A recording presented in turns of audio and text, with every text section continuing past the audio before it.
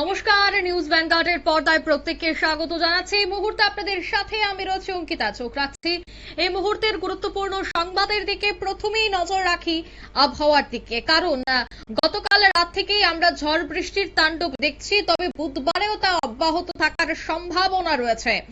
জানা গেছে বুধবার থামছে না ঝড়ের তাণ্ডব, সঙ্গে মুষলধারে বৃষ্টি। 6 জেলায় বজ্রবিদ্যুৎ এবং ঘন্টায় 40 থেকে 50 কিলোমিটার বেগে দমকা হওয়ার সম্ভাবনা রয়েছে। যা 30 থেকে 40 ছিল, এখন কিন্তু 40 থেকে 50 হয়ে গেছে। কালো মেঘে ঢাকবে গোটা আকাশ। বিস্তারিত জানবো, টেলিফোন লাইনে যুক্ত হয়ে গেছে প্রতিনিধি শতাব্দী দেবনাথ। শতাব্দী, ঠিক কি জানতে পারছো?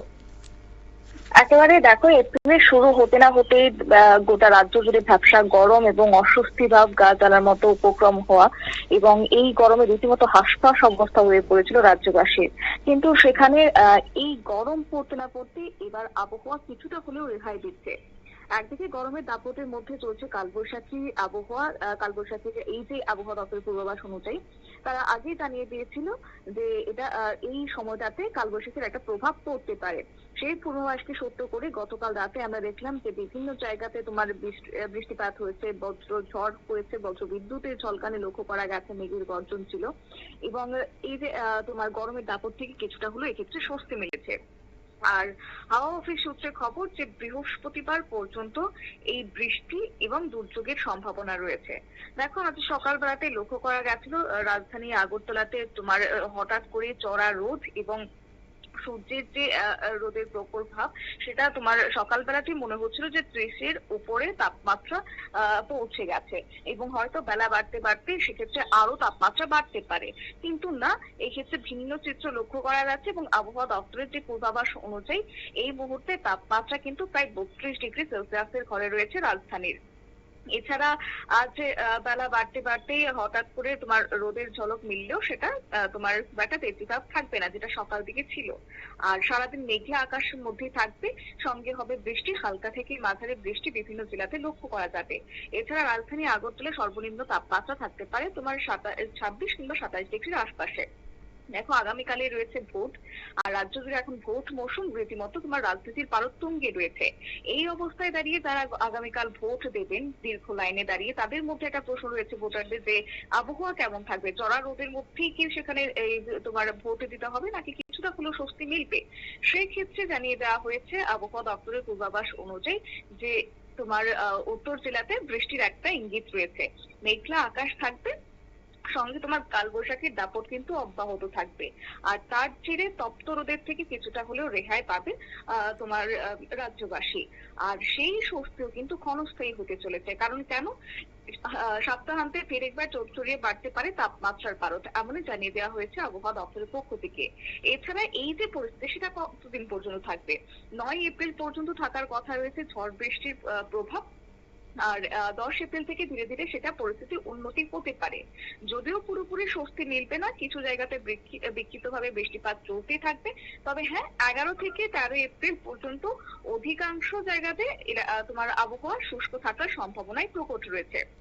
এবার আসি যে 6 জেলার কথা তুমি বলছিলে, সেক্ষেত্রে দেখো, শুরুতে বললাম যে উত্তর জেলা, এছাড়া রয়েছে ঊনকোটি, রয়েছে সিপাহীজলা, ধলাই জেলা, খোয়াই জেলা, এবং রয়েছে তোমার আমাদের ওয়েস্ট ত্রিপুরাও।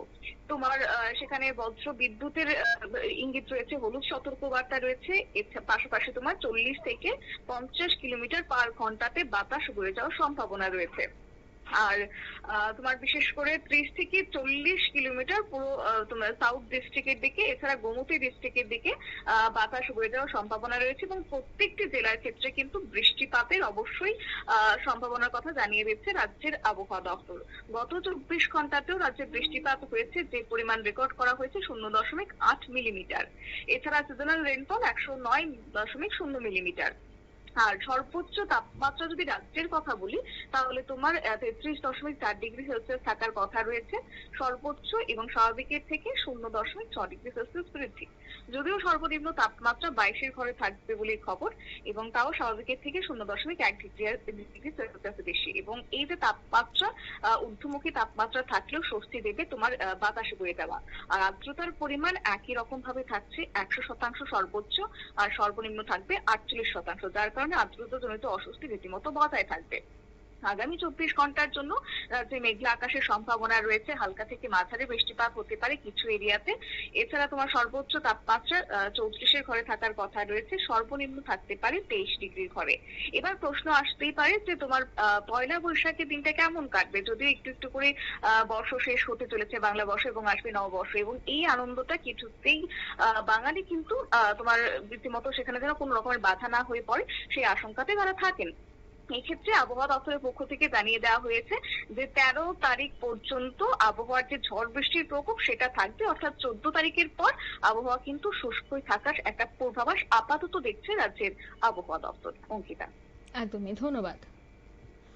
অর্থাৎ ইতিমধ্যেই কিন্তু আবহাওয়া দফতর জানিয়ে দিয়েছে যে কালবৈশাখীর তাণ্ডবটা কিন্তু থামবে না এবং বুধবারে অর্থাৎ আজকেও কিন্তু ঝড়ের তাণ্ডব সাথে মুষলধারে বৃষ্টির সম্ভাবনা বজায় থাকছে। নিয়ে নিচ্ছি ছোট্ট একটি বিজ্ঞাপন বিরতির সঙ্গে থাকুন।